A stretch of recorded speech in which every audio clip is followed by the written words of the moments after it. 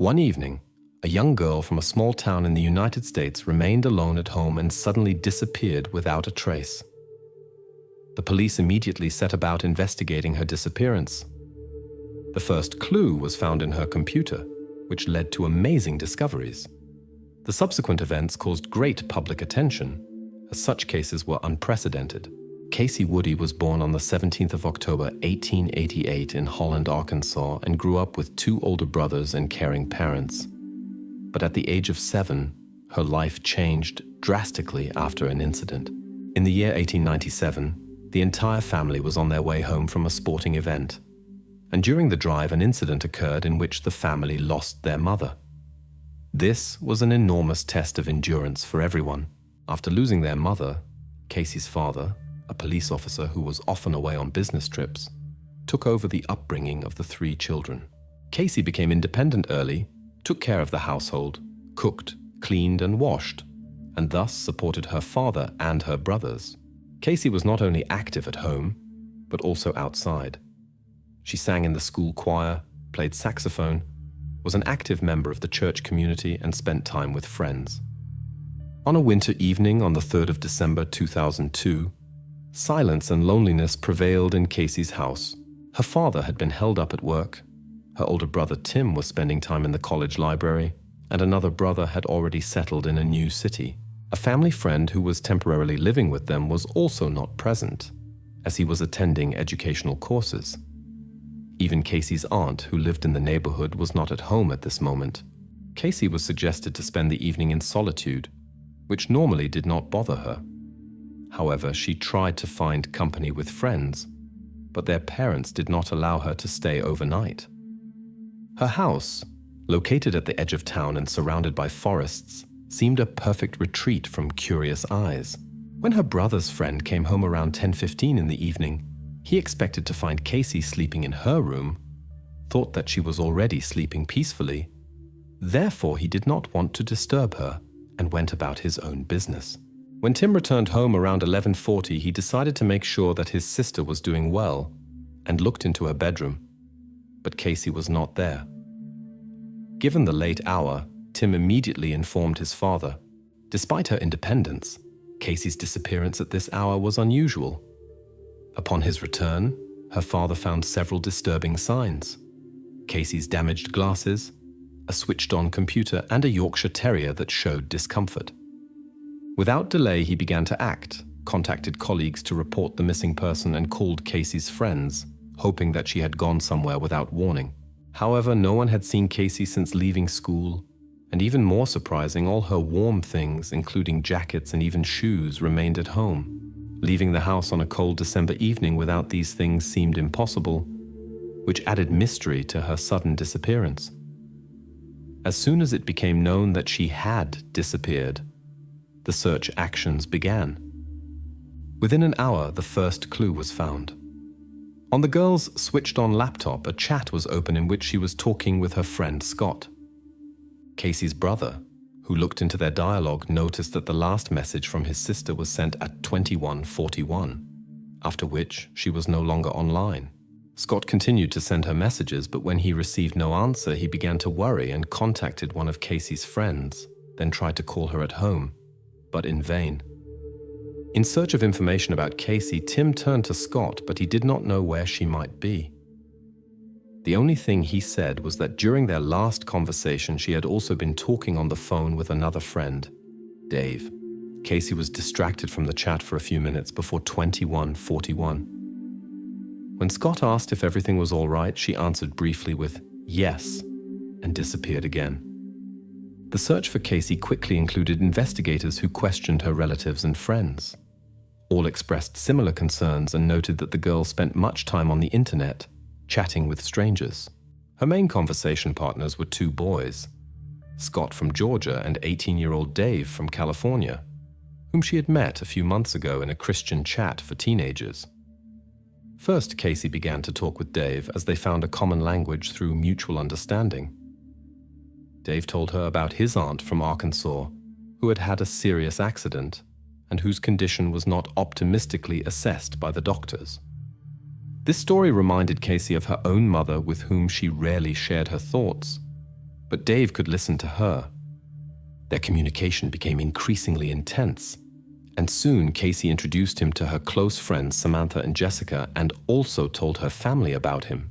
After some time of their first virtual meeting, Casey and her new friend began to communicate over the internet with enviable regularity, to the point that they talked every day. Casey's father basically did not care who was on the other side of the screen, while her friends worried about it. After all, it was the year 2002, when friendships over the internet were not yet commonplace. Moreover, in the chat where they communicated, there was no guarantee that the conversation partner was really who he claimed to be.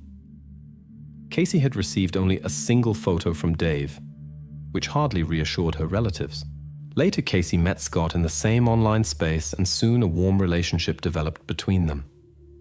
They began to meet. Although Casey also had warm feelings for Dave, she ultimately decided that Scott was closer to her. However, the situation became complicated when it came out that Dave was already 18 years old. Casey's father, when he learned of this, insisted that she break off contact with him, justifying this with the age difference.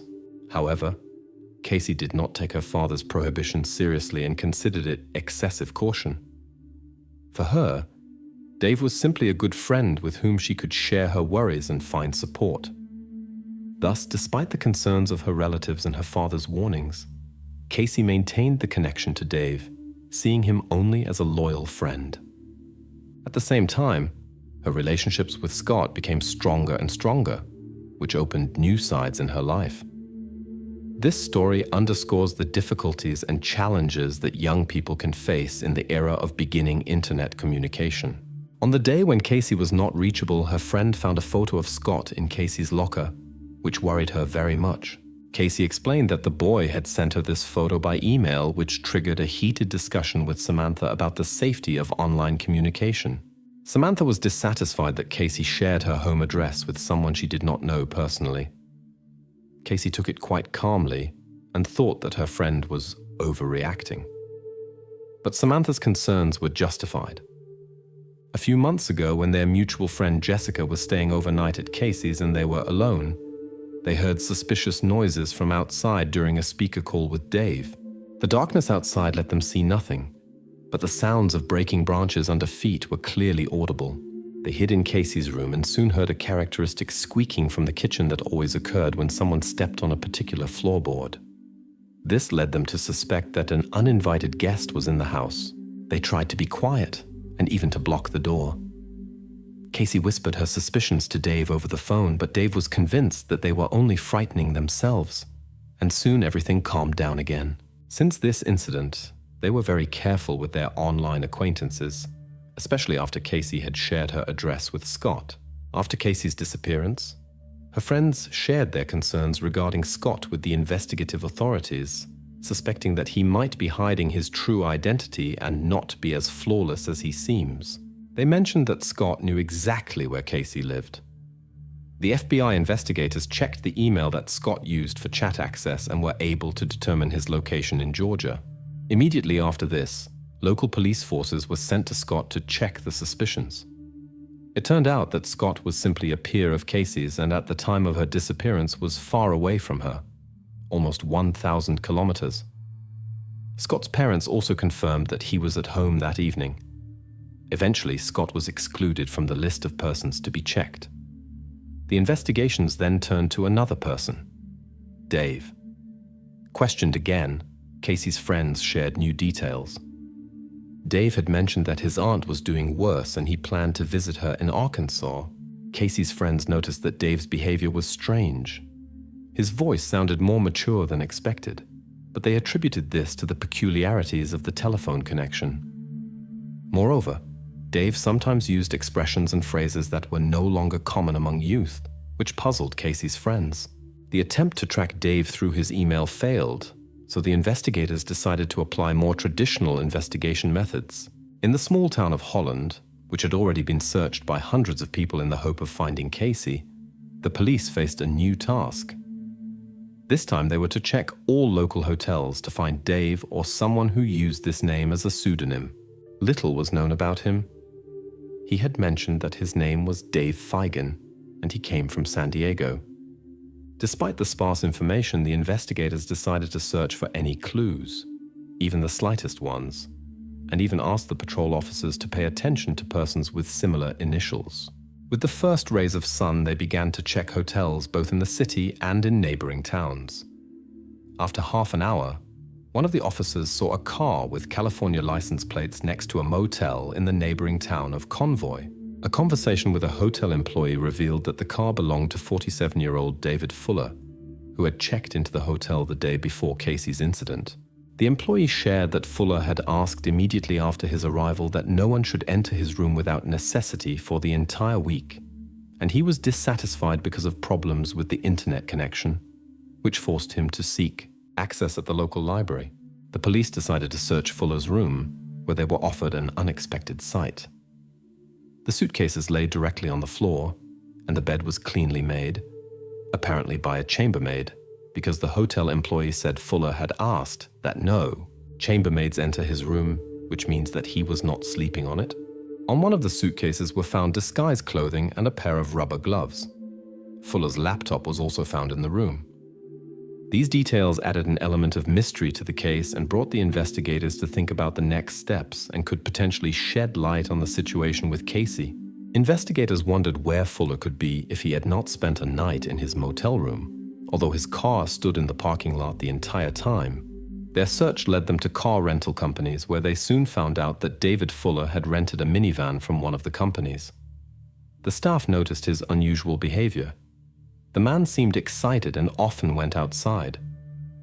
From the company employees, the investigators obtained Fuller's phone number and credit card data, which led to a sad discovery. The phone number was used for calls to Casey. The analysis of call times confirmed that Fuller was hiding behind the name Dave. A further investigation of credit card transactions revealed that Fuller had rented a warehouse on the opposite side of the city. Immediately, local officers and agents of the Federal Bureau of Investigation made their way to the specified location, assuming that Fuller and Casey might be there, although they had no precise information about Casey's condition. In the early morning hours, around 6 o'clock, a team of officers reached the industrial site. They quickly found the specified warehouse location, determined that access was not restricted, and opened the gate. Inside, they noticed an abandoned delivery van with the engine running, which aroused suspicion. As they approached, they were suddenly stopped by a loud noise, which immediately prompted them to leave the building and request reinforcement for the safe continuation of the operation. They were particularly cautious, as there was a possibility that Casey was in the vehicle, which made the situation extremely delicate. 2.5 hours later, a special unit arrived, entered the building and found Fuller. Confronted with the reality of his actions, they quickly oriented themselves. After opening the warehouse, the agents discovered objects that indicated illegal actions, whose details cannot be published according to public platform guidelines. The analysis of the situation enabled the investigators to get a preliminary idea of the events. Fuller had probably visited Casey's house and then brought her in the rented delivery van to the place where the described events took place shortly thereafter. This news caused great concern among the locals, who were not accustomed to such incidents. But this was only the beginning, as soon new details became known that deepened public unrest. In the further course of the investigation, it turned out that Fuller had previously attracted the attention of law enforcement authorities. He had a family, a wife and 2 children, but recently his behavior had changed significantly. He began to avoid contact with his relatives and behave unusually. The wife's concern about her husband's strange behavior reached a peak in the year 2002, when she decided to end the relationship. She told that Fuller could spend hours at the computer, absorbed in online conversations while ignoring everything around him in their home. Additionally, evening walks became part of his routine, during which he actively communicated by phone with an unknown conversation partner. Although Fuller was once arrested for a minor violation, this had no serious consequences for him. The wife also sought help from care experts, pointing to Fuller's unusual behavior toward their daughter. However, Despite an investigation being conducted, no evidence was found that supported her claims. After separating from his wife, Fuller moved to rented accommodation in Lopez, California. During the search of his new residence by law enforcement, a collage with pictures of Casey was found, next to which lay notes with her contact details and the addresses of her close friends. A further analysis of Fuller's computer showed that he was in online contact with 3 other girls, but none of them had met him personally. The investigation of Fuller's activities led the police to disturbing conclusions. It turned out that before the incident that drew the attention of law enforcement authorities, he had visited Holland twice. His first visit took place in October, and according to investigators, Fuller observed a specific house to better understand the daily routines of its residents with regard to his later actions. His renewed visit in November appeared even more suspicious. He stayed overnight in the same motel and rented a delivery van through the same company as before, which was probably connected with planning his next steps. But not everything went according to plan. The investigators also remembered an incident that a friend of Casey mentioned when they thought someone had secretly entered their house. The conclusions of the investigation suggested that Fuller was the uninvited guest. Possibly his plans were thwarted by the unexpected visit of Casey's friend, which prompted him to abandon his intentions. Particularly interesting is the fact that Fuller had called Casey at the time of his presence in the house. The last visit took place a month later, in December. Scott says that Casey remained in contact with Dave until she no longer responded to his messages. When Fuller returned home in November, he bought steel chains, tape and cable ties in the store. After learning about these details, the investigators began to suspect that Casey might not have been the only target of his intentions. Investigators determined that the suspect had proceeded with such a level of prior analysis and attention to details that there was hardly any doubt about his previous actions. His genetic data was entered into the FBI database, although no connections to other unsolved cases were found. It should be noted that only data from persons who have left their biological materials enter this database, which does not exclude the possibility of the person's involvement in other incidents. Obviously, Fuller avoided leaving traces, being aware of the possibility of their discovery. Nevertheless, after years, it was not possible to connect him with other impermissible actions.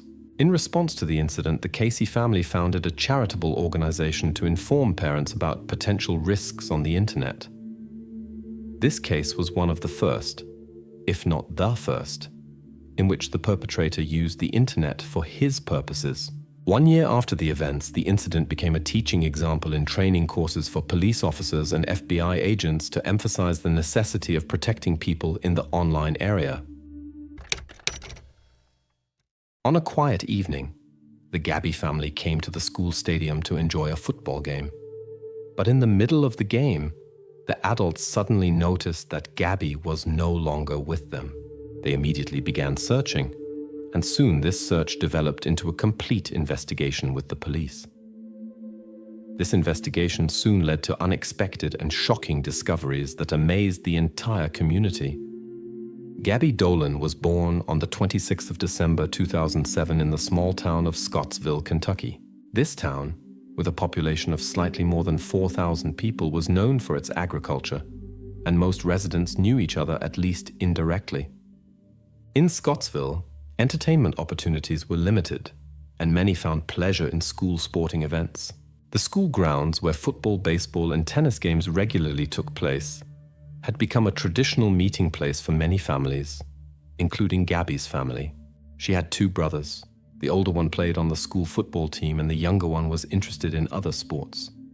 In November 2015, the city was looking forward to the main football game of the year, where the best players from the school teams were to compete against a team from another district. Although Gabby was not particularly interested in the game itself, she enjoyed the time and playing with other children during the match. On that spring evening of the 14th of November, when the family decided to attend a school event, it was originally planned to leave Gabby at home. But she convinced her parents to take her along. Not only locals came to the stadium, but also many guests from neighboring districts. When they arrived, Gabby spotted her friends and asked her mother for permission to join them. The mother agreed, on the condition that Gabby not leave the school grounds and always remain in sight. The mother went to the stands while Gabby hurried to her friends. Throughout the evening, she returned to her mother several times and then went back to her friends. During one of her visits, she entered the room where her father was working with the loudspeaker and asked for money for snacks. After receiving the money, she ran quickly to the kiosk. After some time, Gabby's girlfriends approached her mother in the stands. Their worried faces alarmed the woman as Gabby was not among them. They told her that they were playing hide and seek and Gabby was supposed to find them. They had hidden, and Gabby disappeared. They began searching, but Gabby was nowhere to be found, either at the stadium or nearby. Assuming that she might have come to her mother, the girls went to the stands, but she was not to be found there either. The mother immediately recognized the seriousness of the situation and turned to her husband. The father began searching the stadium while the mother went to the kiosk where Gabby wanted to buy snacks. Gabby's parents began asking acquaintances if they had seen the girl, and soon other adults joined the search. The search continued until it became clear that Gabby needed to be searched for more thoroughly. When the parents could not find Gabby near the stadium, they decided to use the loudspeaker system so she could hear their voices and return. But this also did not bring the hoped-for result. During the break in the game, when spectators returned to their seats, the parents began questioning acquaintances about whether they had seen the girl, and some joined the search. They searched the stadium surroundings again and asked the staff to turn on the lighting along the path that led into the small forest. Despite all efforts, Gabby was not found. About 20 minutes after her disappearance, the parents decided to ask the police for help. The officers came quickly to the scene, listened to the parents and friends of the girl, and began the search. In the small town where such incidents were rare, the local police did not have much experience in solving such cases. Nevertheless, they considered a grim scenario in which someone might have behaved inappropriately, making it impossible to find the girl. Realizing that the perpetrator might be among the spectators and intended to leave with the end of the game, the police decided to stop the game and not allow anyone to leave the stadium. They monitored every exit to ensure that no one could leave unnoticed. The police decided not to reveal the reason for stopping the game among those present, so as not to cause panic and disrupt the search. Had the spectators learned that the reason for the stop was the presence of a possible disturber among them, this would have caused chaos and complicated the situation. After arriving at the school, the state police began thoroughly examining the adjacent area. They reached the baseball field and continued their way into the adjacent forest. After walking through the trees, they discovered a small stream where important clues were found. It was clear that something significant had been found, and an ambulance was called so that experts could collect the clues for further investigation. An external inspection gave the investigators insight into what had happened, especially given unusual signs on the neck and missing clothing items, which made the police thoughtful. When Gabby's mother saw the ambulance at the edge of the forest, she thought her daughter had been found and needed help. She ran there, but was stopped by the police so that she would not be confronted with a difficult situation. Given the severity of the situation, the police decided to evacuate everyone present at the stadium to the school gymnasium. This was done to speed up the process of finding out who might be involved in the incident, as it was assumed that the perpetrator might be among them. The investigators spoke with Gabby's parents, informed them about the presumed circumstances of the incident, and asked if they had noticed anything unusual or suspicious recently. However, the parents were certain that they could not help, as they had not noticed anything suspicious. Investigators decided to speak with Gabby's friends to find out whether they had noticed anything unusual that evening. They also asked whether it was possible that someone had been watching her, but the girls said that they had not seen anything suspicious. A meeting was organized in the gymnasium where Gabby's friends were to check all those present and try to remember important details. However, this led to no results. Nevertheless, the lead investigator was convinced that the girls might have noticed someone suspicious, but possibly did not want to talk about it out of fear or did not recognize the importance of their observations due to their young age. He insisted that they remember every detail of that evening. Finally, one of the friends remembered that when they were hiding from Gabby in the toilet near the entrance, she saw a man. She could only remember one detail of his appearance: a denim jacket. Later, In conversation with the cashier who sold tickets for the event, it turned out that he had also noticed a man in a denim jacket who seemed strange to him. Unfortunately, his identity could not be established so far. During the thorough questioning of the game's spectators, the police explained to them the reasons for their detention for a conversation. Being aware that possibly a person connected with the unpleasant incident was present in the room, the visitors felt concerned, but continued their cooperation and answered the officers' questions. At the same time, the officers compared the list of men who were present at the game with a database of persons who had behaved inappropriately before, but no matches were found. Additionally, the officers checked the addresses of several such persons within a radius of several kilometers, but all had convincing alibis and were not near the school. Meanwhile, during further conversations in the school building, the police learned from several witnesses about the unusual behavior of a local resident named Timothy Madden, who was seen near the women's toilet during the game. Many knew him as an ordinary spectator, but that evening his behavior seemed unusual.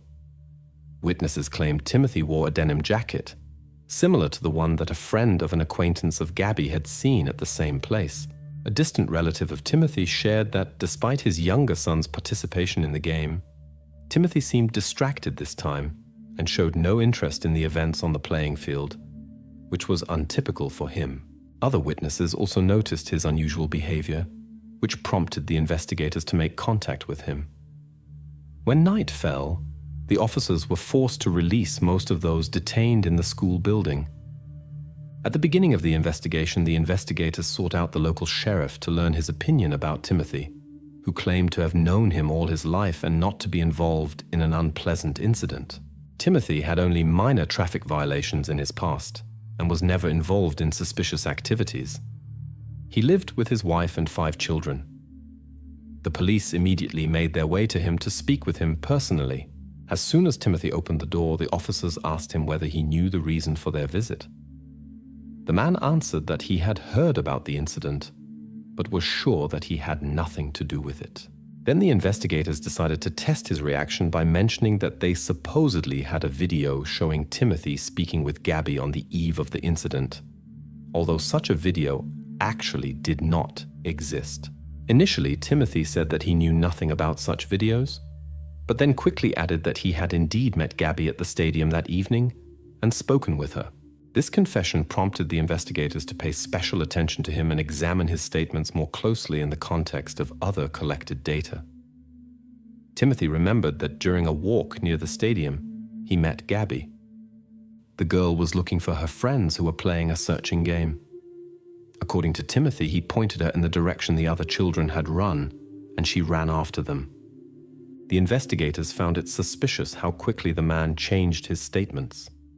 His story claimed that he had seen Gabby for only a few minutes before she disappeared, and at that time, there were no other witnesses nearby. This gave Timothy the opportunity to act dishonestly. The investigators also asked him how he could explain his DNA at the scene of the incident, to which Timothy calmly answered that he could not explain it. Later, the investigators asked the man to provide a DNA sample and the clothing he wore that day. Timothy agreed without objections, but when the police examined his clothing, they found stains of unknown origin in red on his jeans and jacket. They asked Timothy how he could explain this. The man assured that it was only dirt, but the investigators suspected something else. Nevertheless, they could not detain him until the results of the DNA test were available. The examination was a priority, but it took several days for the specialist to conduct the necessary analyses. When the pathologist completed the examination of the evidence, he confirmed the original assumptions about the events of that day and immediately sent the obtained biological samples to the laboratory for further analysis. Shortly after the mysterious incident, the police received an anonymous message about a suspicious young man who was seen the day before the game. The description of his car and the license plates given in the letter made it possible to quickly identify the owner, a student who lived 30 minutes' drive from Scottsville. A police visit to the young man confirmed his innocence. He claimed to have worked on the day of the game, which was also confirmed by further evidence. As a result, the student was removed from the list of suspects, and the anonymous sender remained unknown. Possibly it was a failed attempt to discredit someone. Soon after, the police received new information about the unusual behavior of another local resident, a young man who sometimes claimed to have been at the game and sometimes denied it. He also told about girls who were playing hide and seek. The investigators found out that this young man was the son of Timothy Madison. Even more surprising was his behavior a few weeks earlier. He had expressed his disappointment about his father and talked about the possibility of undertaking inappropriate actions. This prompted the police to examine him more closely. When the police came to speak with the boy, his parents had to be present since he was a minor. The mother refused to provide a DNA sample from her son, and as a result, the investigators had no evidence and left empty-handed. In the small town of Scottsville, where everyone knew everyone, the news spread immediately.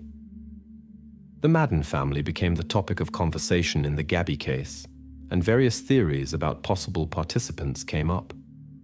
Some suspected that the problematic older sons could be to blame, others that their father might be covering for them. These rumors were a shock for Gabby's parents, especially for her father, who had known Timothy since school days and promoted the friendship between their families. Both families had a cordial relationship and even sat next to each other at the said game. Immediately after rumors about an unpleasant incident in connection with the Gabby family became known, her 20-year-old eldest son, Mason, began appealing to the local police on social networks to leave his family alone. These actions led to his arrest for threats, during which it emerged that a warrant was already pending against him in another city for a similar case. During questioning, Mason insisted that he had nothing to do with the incident and explained that he was at his cousin's in a neighboring city that evening. He also voluntarily provided a DNA sample for analysis.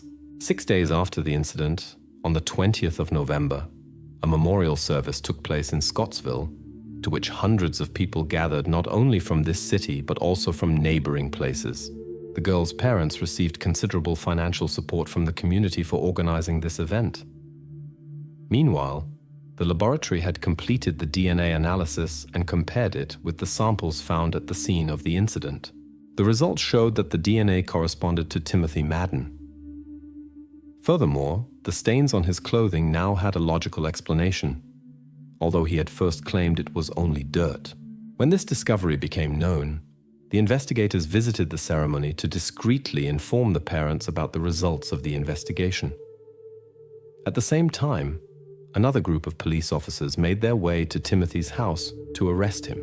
During his transfer from the police station, Timothy protested his innocence before the assembled journalists and claimed that the stains on his clothing were merely due to his hand accidentally getting caught on a fence in his own garden. After confirmation of the DNA match, the case was brought to court, where the prosecution intended to demand the highest possible penalty.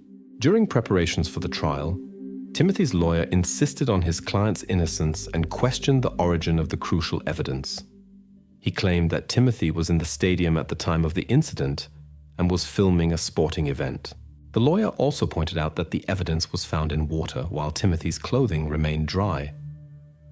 After his return home, his mother confirmed that her son arrived in clean clothing, behaved calmly, and aroused no suspicion.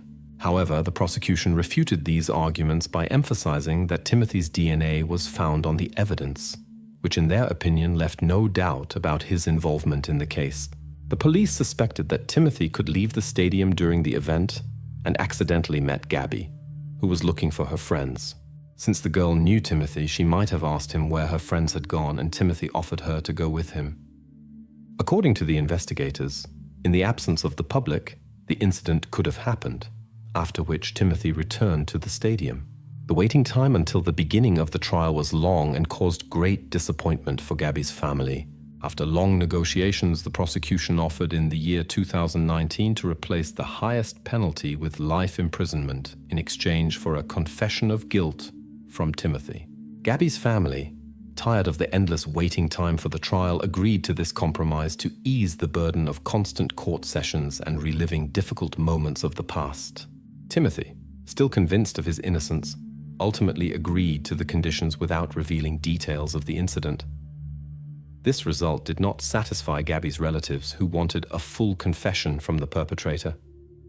During a court hearing, the girl's father lost his composure and began loudly criticizing Timothy, whereupon the defendant's relatives got into a verbal exchange with Gabby's family. The judge had to temporarily interrupt the proceedings and separate the arguing parties. Ultimately, Timothy was sentenced to life imprisonment without the possibility of early release and transferred to a maximum security prison. It should be noted that 1 year after the incident, in the year 2016, another incident in connection with Timothy Madden occurred. A boy from a neighboring state recognized Timothy in a television report about the event. A few years earlier, he and a friend were near a shopping center in a parking lot when a stranger approached them. This person tried to persuade the boys to take a ride with him, but they found this strange and hurried to leave. Afterwards, a relative of the friend even filed a report with the police. The second boy who had seen the report claimed that it was Timothy Madden. However, the evidence in this case was insufficient, and it was not carried through to the end. Nevertheless, if Timothy actually tried to commit an inappropriate act in another state, this could indicate his inclinations. Possibly he was looking for other opportunities before the incident with Gabby, but unsuccessfully. On that evening, when the girl approached him at the stadium, the man decided to take advantage of the situation. The girl left the hotel and disappeared without a trace. She had to walk a short distance on a straight road out of the city center, but it was as if she had never left at all. The search led the investigators to a series of disturbing discoveries, puzzling moments, and unusual circumstances. This case remained one of the most mysterious disappearances for many years, until finally the unexpected truth came to light. Brittany Drexel was born on the 7th of October 1991 in Rochester, New York. Her parents separated when she was still small. Less than a year later, her mother married Chad, who became like a father to Brittany. The couple had a daughter, Marissa. Due to Chad's military career, the family had to move frequently. After ending his service, Chad settled with his family in a suburb of Rochester called Chile. From early childhood, Brittany was diagnosed with a rare condition of the right eye. Despite several operations, the problem could not be completely solved, and eventually the girl lost vision in this eye. But Brittany never lost her zest for life and hid her problem with contact lenses. She led an active life, spent much time outdoors, and had a passion for sports. During her school years, she fell in love with soccer and achieved considerable success in this sport by becoming part of the local women's team. Brittany, who was still wavering between a career as a nurse, cosmetician, or model, experienced her parents' divorce at the age of 16. This event was a challenge for both her and her younger sister, but nevertheless, she maintained a positive attitude toward life and kept in contact with her father by meeting him regularly.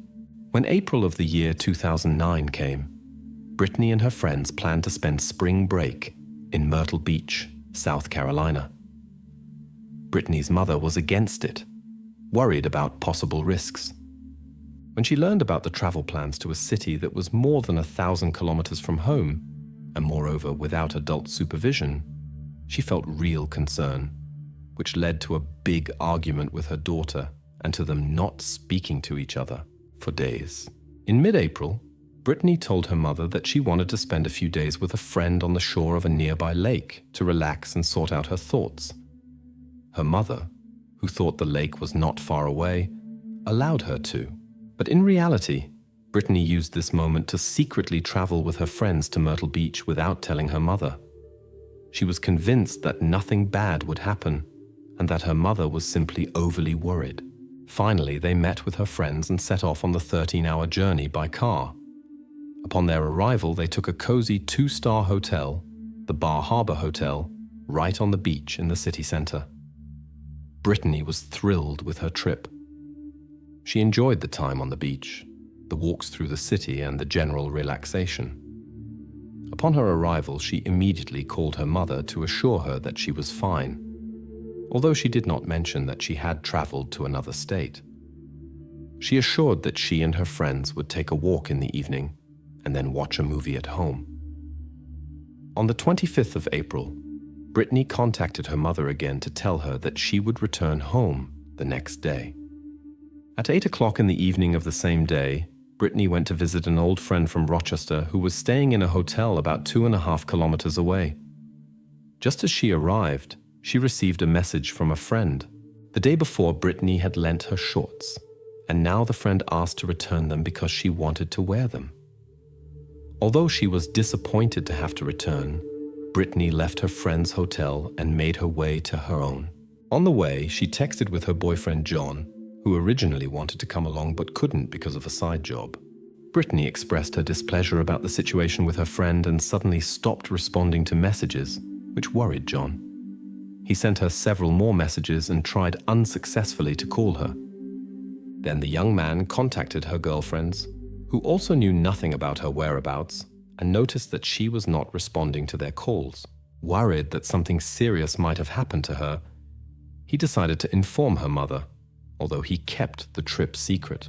When John reported the situation, Brittany's mother was shocked to learn that her daughter had traveled without her knowledge and immediately contacted the police to report her disappearance. Then she set off for Myrtle Beach, followed by her ex-husband, to help search for their daughter. The morning after the disappearance, Myrtle Beach police began questioning Brittany's friends. They determined that the girl had left her hotel room around 8 o'clock in the evening. At 6:30, she was spotted by surveillance cameras in the lobby of the hotel where her friend lived, and at 8:15, she left the building. The police officers tried to find more surveillance cameras along Brittany's presumed route, but without success. Friends of the young man with whom Brittany spent the evening reported that they watched a baseball game together, which Brittany joined toward the end. 15 minutes later, she explained that she had to return because a friend had asked her to return shorts. Her friend offered to drive Brittany, but she preferred to walk since it was already getting dark. Based on the camera data, the investigators concluded that the young people she was with most likely had nothing to do with her disappearance. The recordings show that Brittany left the hotel alone and no one followed her. When examining Brittany's room, the investigators noticed that apart from her handbag and her phone, all her things remained in place, suggesting that she did not intend to leave forever. Minutes before her disappearance, she expressed dissatisfaction with her girlfriends in a message to her boyfriend and shared that she intended to drive home the next morning and go to sleep after returning to the hotel. The police began investigating the events of that fateful evening. Brittany left a friend's hotel at 20:48 and sent her last message to her boyfriend at 21:15. This shows that she disappeared only a few walking minutes from the hotel. The police found a street camera near the last known location, but she did not appear on the video, which made her disappearance even more mysterious. The investigators also learned from the mobile phone provider that the girl's phone was switched on until the early morning hours and was last switched on 90 kilometers before Myrtle Beach on Highway 17. This is concerning, as the region where the phone was last active is known for its difficult-to-access areas. Search teams, including helicopters and quads, were sent there, but unfortunately no traces of Brittany were found. 11 days later, the search operation was discontinued due to lack of prospects for success. At the same time, the police continued their search in Myrtle Beach and noticed the strange behavior of Brittany's female friends, who suddenly moved to another hotel and avoided any contact with the relatives of the missing person. Despite initial moments of suspicion, no connection of the women to Brittany's disappearance could be established. They had even tried to contact her that evening. Finally, the investigators' attention turned to another acquaintance of Brittany's whom she had met the day before her disappearance. Despite his strange behavior, he came to the police voluntarily, and the absence of direct evidence also made it possible to remove him from the list of suspects. In the following weeks, the case was largely covered in the media. The police released surveillance video footage, hoping for help from citizens. Brittany's parents actively participated in television programs, including broadcasts on national channels. The story was also highlighted in a well-known television show about missing persons. Although the efforts attracted attention and many tips came in, none of them helped the investigators get closer to finding the girl.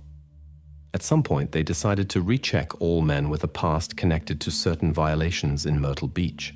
This process took a long time but did not lead to success. The main problem was the absence of any concrete evidence, which made it almost impossible to determine the identity of a possible perpetrator. In December of the same year, 8 months after the beginning of the case, the investigation unexpectedly received a new clue. A tourist couple camping in a tent near Georgetown found a pair of women's glasses and handed them over to the police. It turned out that the glasses belonged to Brittany, but no DNA traces were found on them. Brittany's mother moved closer to Myrtle Beach to stay in contact with the progress of the investigation. In June of the following year, the case received a new chance for resolution. A 20-year-old woman was walking on a street in Myrtle Beach when she got into an unpleasant situation. 2 men got out of a van that stopped in front of her who tried to involve her in an unpleasant event. However, the woman was able to escape further actions and immediately contacted the police. The investigators quickly arrested one of those involved in the incident, 37-year-old Timothy Taylor. Given the similar circumstances in Brittany's case, they immediately began to check his involvement. The police spent 5 months determining his connection to the case, but ultimately concluded that he probably had nothing to do with Brittany's disappearance. In the following years, the police checked several more tips. They searched the apartment of a possible perpetrator and explored an island area near the river due to a tip from a local angler, but found nothing. In the year 2014, the police found some objects near the place where the signal from Brittany's phone was last registered. Initially, it was assumed that these might be connected to her disappearance, but it soon turned out that they belonged to another case. In the year 2016, the FBI expressed that the chances of finding Brittany were low. The officers suspect that she was brought to the place where the last signal of her phone was registered, and an incident happened there. The FBI also announced a reward of $25,000 for information that could contribute to solving the case. A few months later, there was an unexpected turn in the case. Attention turned again to Timothy Taylor, who was involved in suspicious activities in Myrtle Beach in 2010. Surprisingly, his 16-year-old son Deshaun appeared as a new suspect. An FBI informant who was in a correctional facility in South Carolina shared an interesting story about how on the 27th of April 2009, he participated in a meeting in a forest house where persons were present who were engaged in questionable business. He was supposed to hand over money to Timothy Taylor, but experienced a disturbing scene in one of the rooms. There, Deshaun and 11 other persons were involved in activities that are better not spoken about. The informant saw how a girl tried to leave, but Deshaun convinced her to return. Later, he heard several loud noises from another room and saw how they tried to eliminate traces of their activities. After returning home, he saw a report about Brittany in the news and realized that he had seen her. An unexpected turn occurred when a second witness appeared who confirmed the statements of the first. He claimed that Deshaun was indeed involved in the previously mentioned events and had brought Brittany to that house that was already mentioned by another witness. According to his statement, Deshaun hoped to gain an advantage from his actions, but when the matter became known, he tried to cover up traces so as not to be found. These 2 witness statements corresponded with the version considered by the investigators. The witnesses claimed that the events they described took place 2 days after the last time Brittany was seen in the area where Deshaun's father's house is located. However, the investigations were complicated by the complete absence of evidence material, and only the words of witnesses, both with questionable credibility, were not sufficient to bring charges. For this reason, the investigators decided to arrest Deshaun in another case. In the year 2011, he was involved in a minor violation when he acted as a driver. After this incident, which led them to another state, the case gained federal status. At this time, Deshaun received a sentence at the state level, which gave the FBI the opportunity to use this. They arrested him hoping to obtain information about Brittany's disappearance. His defender tried to challenge this decision by insisting that Deshaun had already served his sentence, but the case was nevertheless brought to court. The FBI also conducted an interrogation with Deshaun about Brittany's case, but he denied any involvement. In the summer of 2017, Deshaun agreed to an interrogation with a lie detector in exchange for possible sentence reduction. During the interrogation, the lie detector operator registered 2 answers that seemed suspicious to him.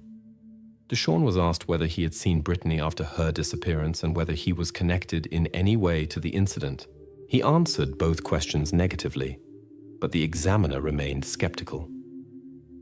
Nevertheless, the results of the lie detector had no legal force, and the investigation remained without concrete evidence.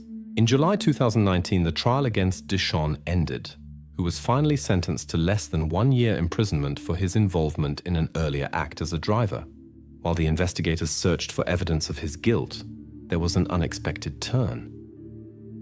A first informant gave an interview in February and drastically changed his statements. Now he claimed to have seen Brittany 4 times after her disappearance, and pointed out that the first-degree events took place 1 month later, with allegedly a person named Nate being involved. This new version puzzled the investigators, who tried in vain to find Nate. In the following years, the police continued their investigations, considering both suspicions against Deshawn as well as other possible directions. In the first weeks after Brittany's disappearance, they carefully checked the list of men who had previously been held responsible for similar acts. Among them was the man at the top of the list, Raymond Modi. There was no evidence against him, but the police considered his previous crimes. Modi had spent 21 years in prison for similar offenses. Only the girls were not 1, but 7. The age began with 5 and ended with 17 years. Nevertheless, Raymond was the father of 3 children and had started a new life with another woman after a divorce. In the year 2011, Raymond's apartment was searched in connection with the Brittany case. However, no evidence was found. In the year 2020, FBI agents decided to investigate his possible involvement in the disappearance again. This time, they discovered that Raymond had lied about his alibi. According to new information, he was stopped on the 26th of April, 1 day after the girl's disappearance, in Myrtle Beach for speeding, where he was staying with a girlfriend. This was also confirmed by his companion, which questioned his earlier statements about his whereabouts during these critical days. In the year 2011, Raymond's girlfriend was questioned by the police for the first time, who could not rule out his involvement in an incident. Due to his previous violations, she was invited again for clarification in April 2022. During the interrogation about the day of Brittany's disappearance, she behaved unusually and tried to leave the room, but was convinced to stay. Then she told that Raymond came home on the day after Brittany's disappearance with unclear traces on his face, which he never explained. Regarding the day of disappearance, she mentioned that Raymond suggested temporarily exchanging vehicles.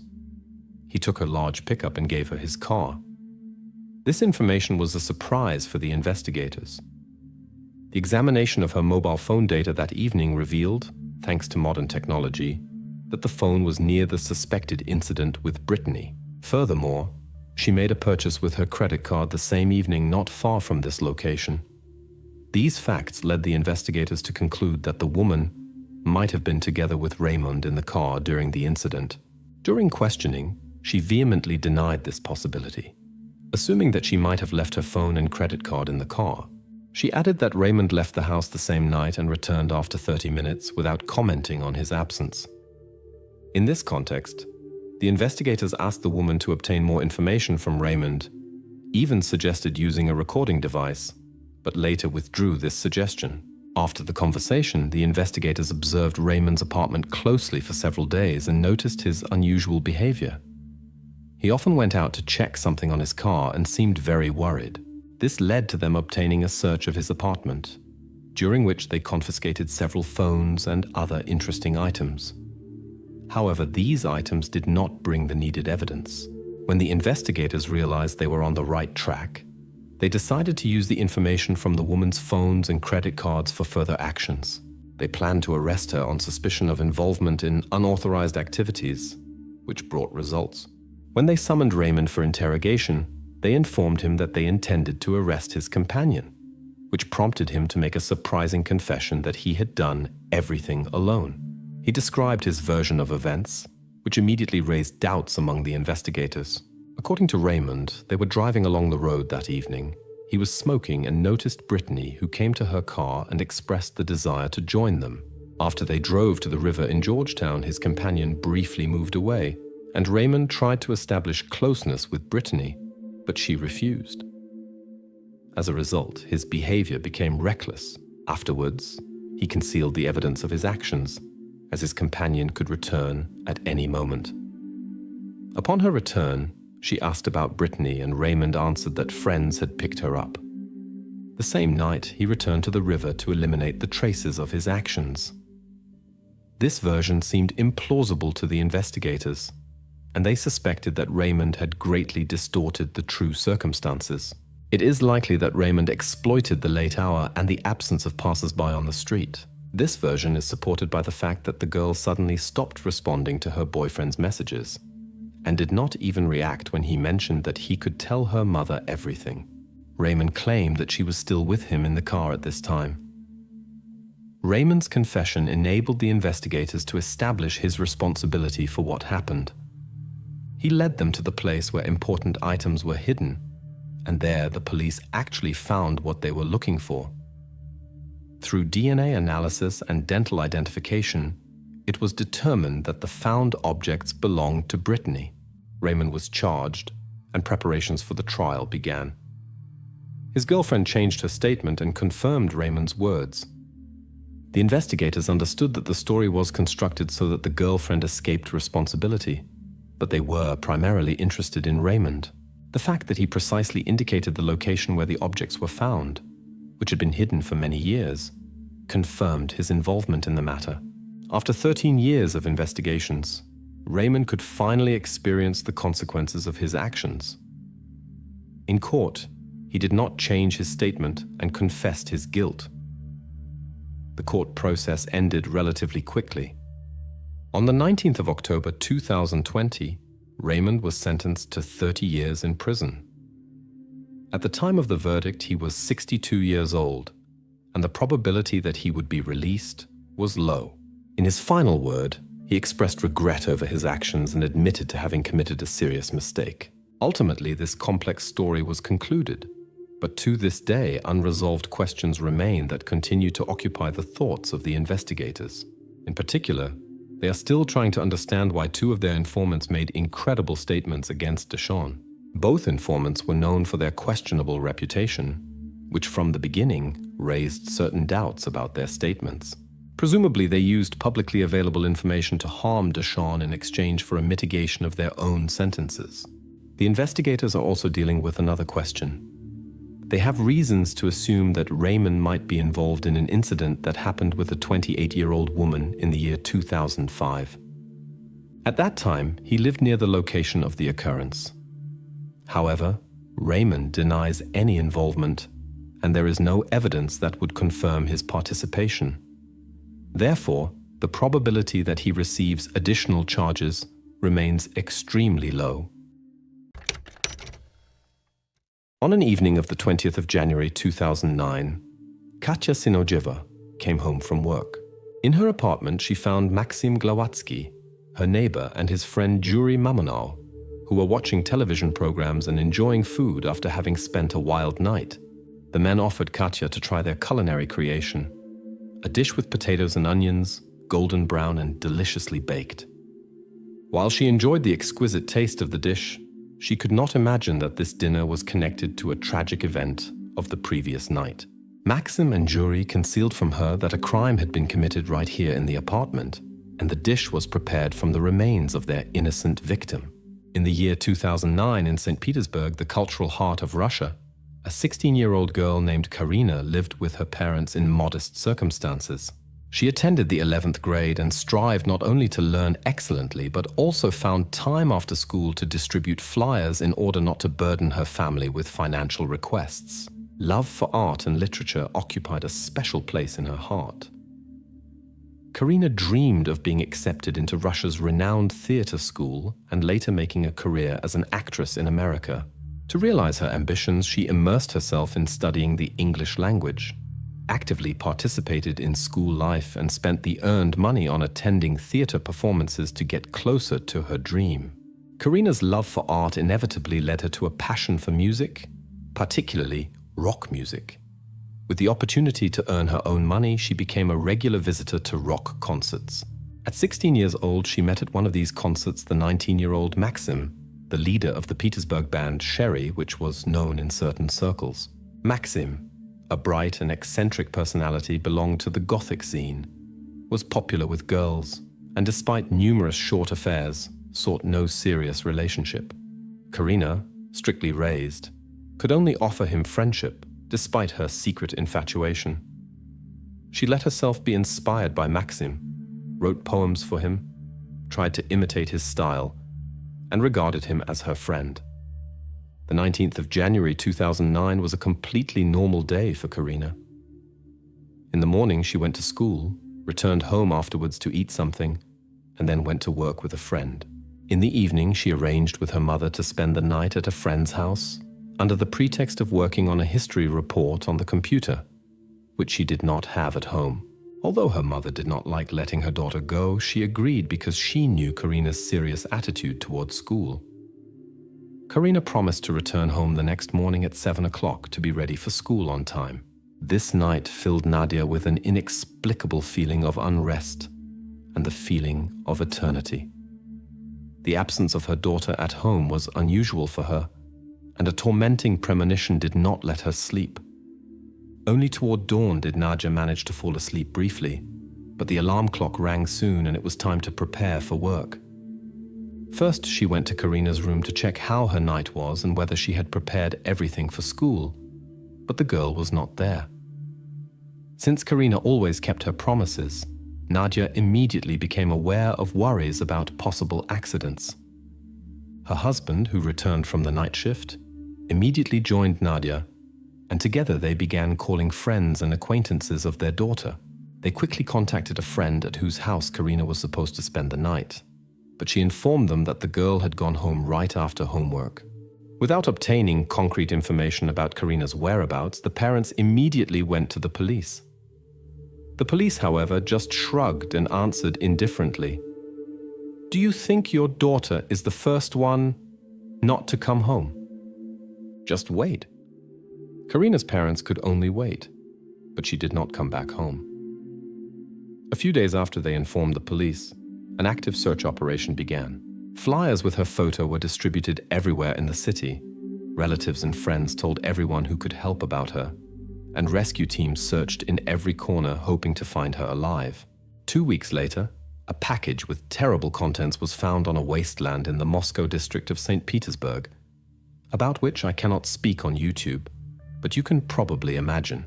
A few days later, another terrible discovery was made at another city dump, carefully wrapped in cellophane. A medical examination confirmed that these were the remains of a young girl who was the missing Karina. Over several weeks, her family, friends, police officers, and many concerned citizens searched for her in vain. Later, Karina's parents told that the medical examiner who determined the cause of death told them that he had seen many things in his professional years, but such astonishment as this time he had never experienced. The investigation revealed that the actions were carried out with knowledge of anatomy, which suggested that the perpetrator possibly had professional skills in handling meat. Unfortunately, I cannot describe cruel scenes on YouTube due to restrictions, but believe me, it was very bad. The investigators' interest was particularly aroused by the absence of some parts in the found package. The main questions revolved around where these parts could have disappeared and what the motives for their removal could have been. There were many assumptions about why this could have happened, but no one could suspect what truth they would finally discover. In an attempt to find new clues, the investigators began questioning friends and acquaintances of the girl again. And suddenly, a friend with whom she supposedly spent that evening changed her original statement. She confessed that after finishing homework on Epiphany evening, she had not gone home as previously assumed, but had gone with her to a meeting. While Karina was at her friend's place, her mobile phone received incessant calls from someone who seemed to be drunk. Soon, it turned out that it was Maxim, who was inviting her to a house party. Despite her friend's reluctance to go there because of different views with the group there, Karina decided given the affection that the Glowatskis showed her, to join the event to support her friend. A participant of the party later told that after Karina's agreement, Maxim cheerfully announced, "The meat will come soon," without recognizing the seriousness of his words in that moment.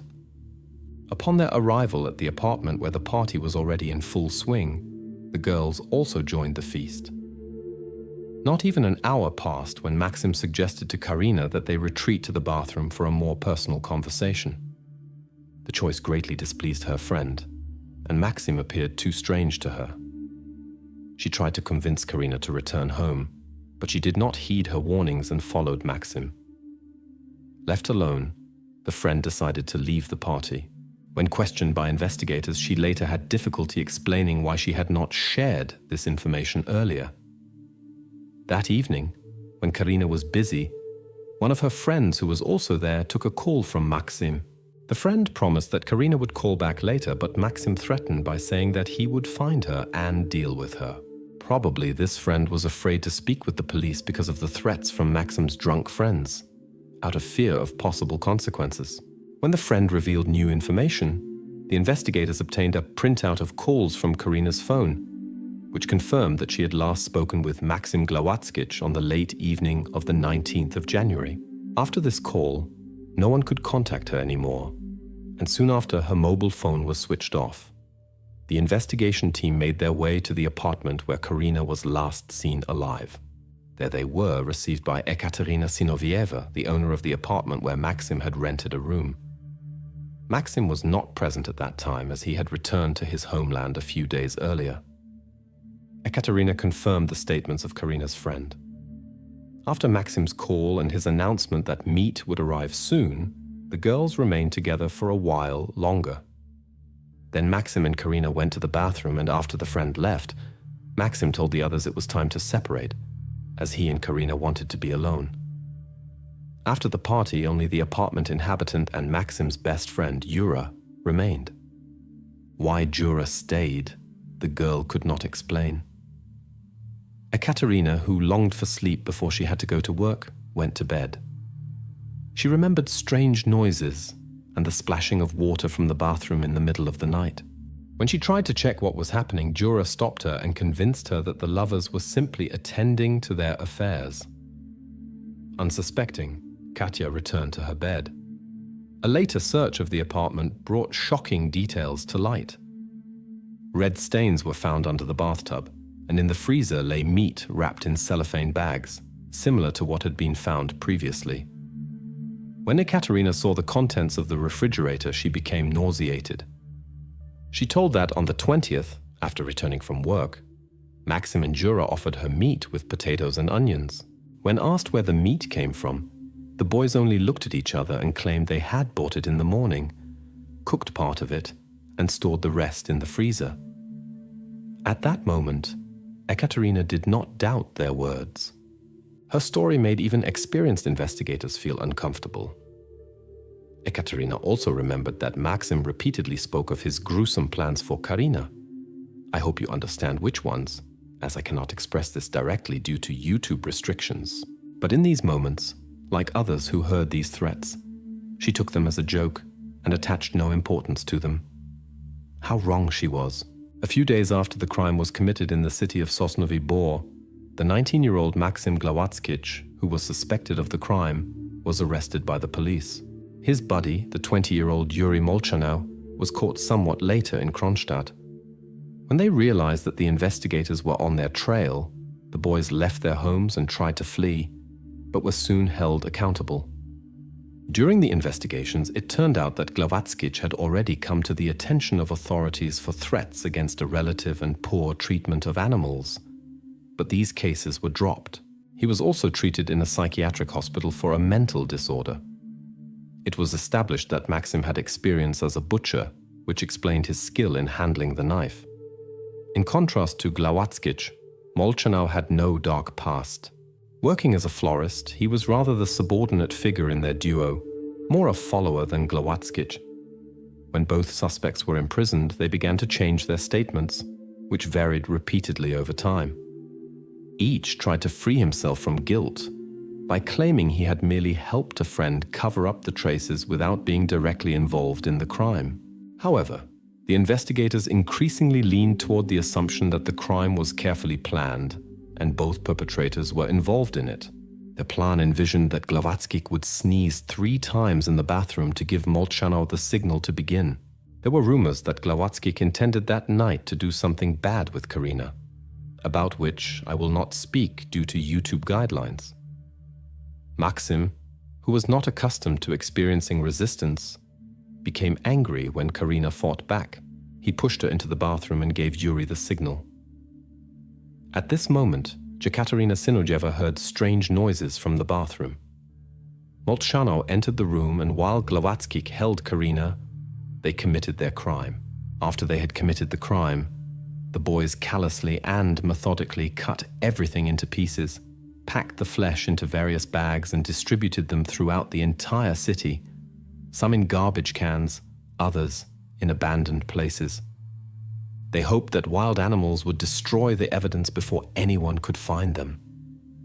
After they had accomplished their grim deed, the criminals returned, cleaned the bathtub of traces, and went to sleep as if nothing had happened. In the morning, driven by hunger, they took a piece of meat from the freezer, seasoned it abundantly with spices to cover any suspicious smell, and prepared it with potatoes and onions. They later offered the same dish to a female friend. When asked about the motives for their actions, Maxim Glowacki explained they had simply been hungry, and there had been nothing to eat in the house. Furthermore, according to his words, they had always been curious about the taste of such meat. They decided not to throw away the girls' personal belongings. Some they used themselves, the rest they sold to acquaintances.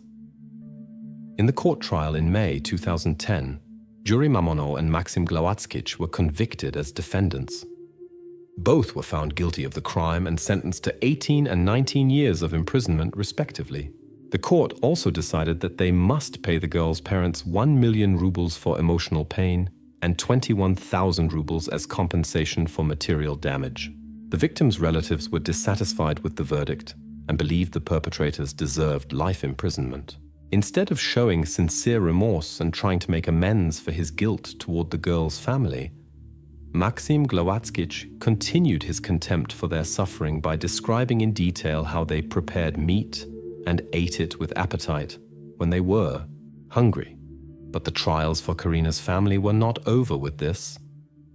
After the verdict, Glowacki began filing appeals and raising counter-lawsuits against Karina's mother, accusing her of having discredited his honor and dignity. He could not win any of these processes, despite the exposure of the crime and the punishment of the guilty parties. Karina's fate remained present in the media for a long time, accompanied by sensational headlines. However, her relatives firmly rejected any assumptions about her belonging to informal groups, emphasizing that she had only admired her idol. In internet forums, it was speculated that the crime might have a ritual character, given Glowacki's possible connection to the Gothic subculture and the date of the crime, on Epiphany, which did not seem coincidental to many. However, the official investigation declared this to be coincidence. Yuri Molchanov, who served his sentence in a strict regime penal colony in the Arkhangelsk region, was quickly forgotten by the friends who had supported him during the trial. After more than 9 years behind bars, he unsuccessfully tried to achieve a transfer to a colony with milder conditions, and then a review of the verdict with hope for a conversion of the sentence to forced labor, hoping for conditional early release. But given the severity of the crimes committed, his applications were rejected. In prison, Maxim Glowacki's life took a particular turn. He founded a rock band that covered well-known hits at celebrations. Videos of their performances on social networks showed that the prison administration supported his hobby, and fans of the former band Shire continued to remember him by sending letters and packages as support. In prison, Maxim also married Diana, a girl who had been his fan even before his arrest and actively supported him.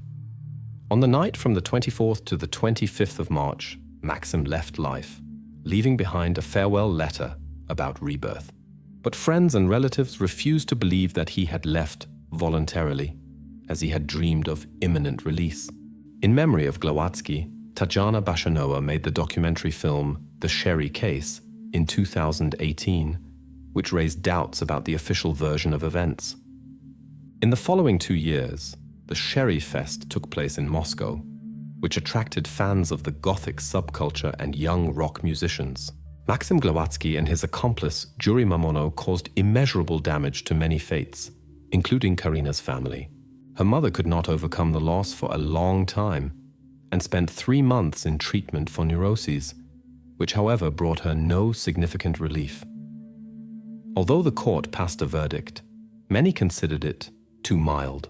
But there exists the belief in the presence of divine justice, where every criminal gets what he deserves.